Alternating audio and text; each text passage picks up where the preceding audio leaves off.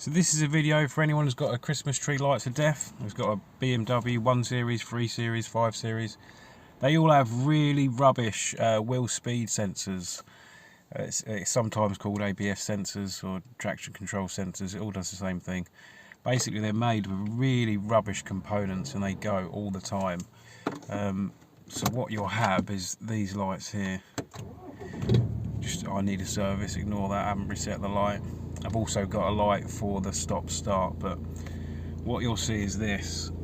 You'll have that ABS not working and the traction control not working, which isn't good in the BMW, obviously being rear wheel drive. If you take it to the garage, you never know how big the bill's going to be. It's quite an easy job, you can do it yourself. The parts are cheap enough to get hold of, so let's do it. So for this job we've obviously got the new sensor. You're going to need a jack, you're going to need a breaker bar and your wheel nut tool. We're going to need a 6mm Allen key. Obviously make sure your car's nice and stable when you jack it up. And we're going to need a 10mm or some pliers of some sort, just to get a little bit of the body panel off to get to this plug. Ditch that, don't need that. So let's get it jacked up and get the wheel off.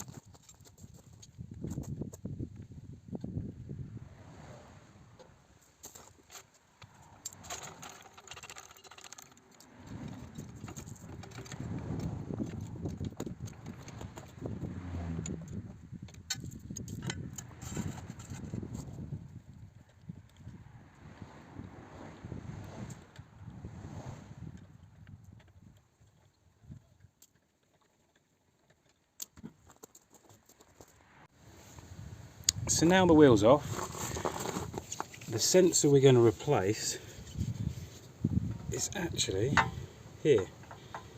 So this is the sensor, this is the 6mm Allen key you've got to remove to get the sensor out, and then this cable runs along the top arm up here, which has a couple of clips. You can just see that here. They just simply push and the cable actually comes out. There's another one just up here, and then there's one more just here. Again, just there's a little tab at the top. One's a bit more awkward to get to, he says. There you go, finally. And that cable will just come out of there like that. So we're going to remove this Allen key, give that a little tug and a wiggle and that will come out. We've got to remove this 10mm plastic nut.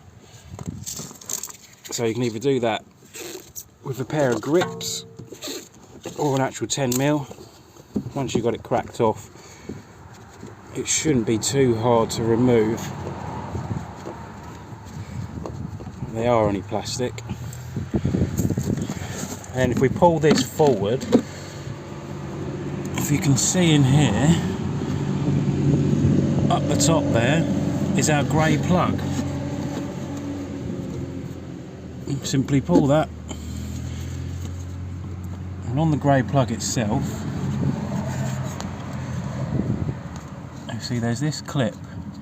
So we push that top tab in, and once that's pushed in, you then be able to pull the bottom bit out. I might have to put you down to actually do this. Two-handed job. So push the tab in, pull the bottom.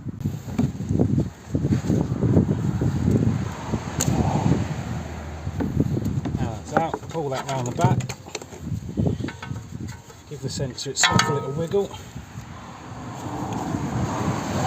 And then we have the old one. Now the new one is just exactly the same. Just feed it round the back.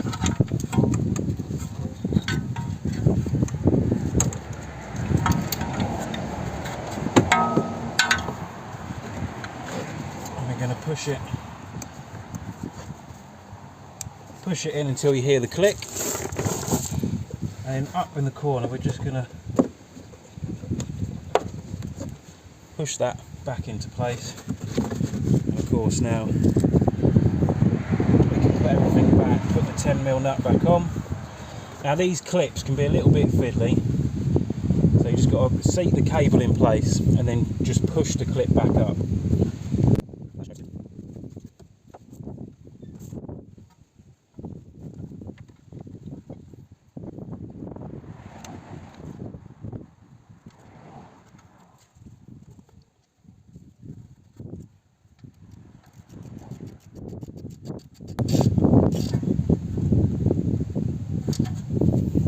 Now we're going to put the wheel back on, lower the car, tighten it up. That's job's a good one.